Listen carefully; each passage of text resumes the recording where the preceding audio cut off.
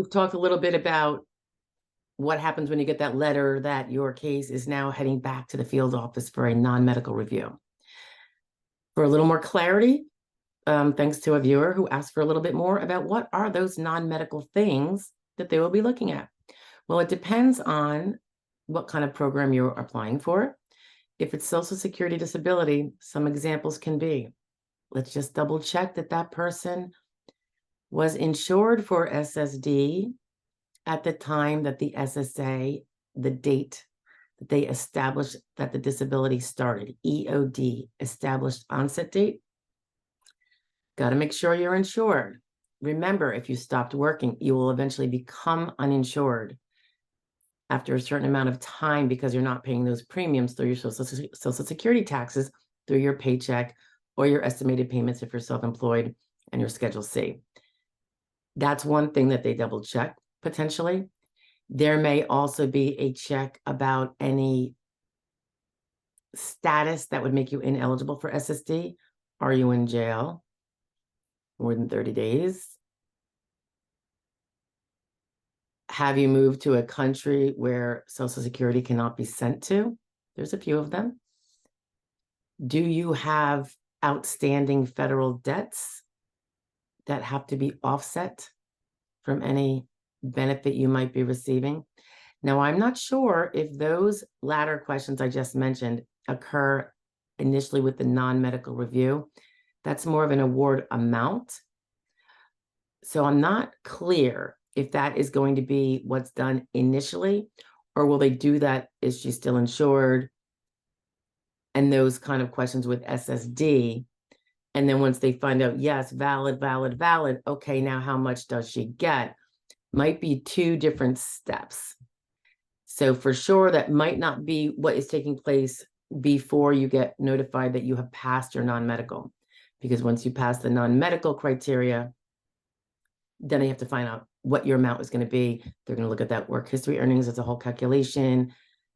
There can be checking for that government pension to see if you have to be subject to a WEP, which would mean if your estimated calculation is actually incorrect because of not full information being available when it was provided you. Things of that nature. Federal debts. Do you owe taxes? Do you owe arrears in alimony or child support? All those things would come into play as to, and have to be done before you can get paid, because they have to know how much you are due. Usually, I think people are always due, or largely due, the full amount that they have paid the taxes for, but occasionally you do have those offsets. Workers' comp could be another offset. That would be SSD. If you have applied for SSI, non-medical criteria has to do with other things. Remember, with SSI, you have to be disabled just like SSD, but you do not have to be insured. So they don't have to double check an insured status. Although they might, because if they find out you were insured, they can grab some of the money from SSD instead of it all coming from SSI. But the other part of SSI is that you must be poor enough. So after they found that you are medically disabled, they have to find out if you are financially eligible for SSI. Because remember, it's a needs-based program, which is another word for welfare. And it is strictly based on what they determine is a minimum level of need. And then you can get that minimal amount. And for any other dollar that might come in your door, it's going to be one that does not need to come from SSI. So that's always a constant balancing act to figure out the amount month by month. That's why there's often those overpayments, because by the time they learn of an amount that has to be offset, it's many months down the road. So SSI, the non-medical criteria, is how poor you are. Are you poor enough? SSD, the non-medical criteria, is largely about, is he or she still insured for SSD on the date that they found her disabled? Doesn't have to be that you would still be today, because once you're found disabled, that clinches it. You don't have to worry about that window scrolling by. All right. They both will want to know, obviously, if you're a fugitive running from the law, you're not going to be eligible. You have to have a lot of the proof about being legally present in the country, I believe still is required. So if you are a US citizen, obviously that proof would be your birth certificate along with your ID. Your If you are naturalized, they're going to want to see your naturalization papers.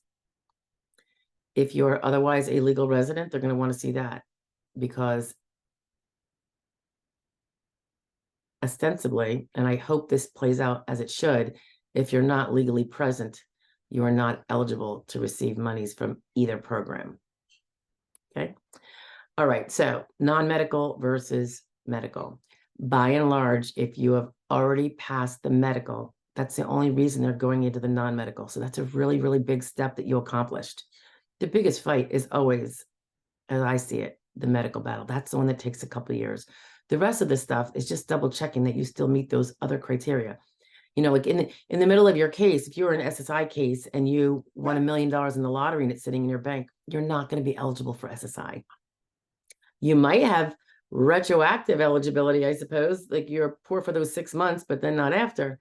But you know, the financial criteria is super, super important.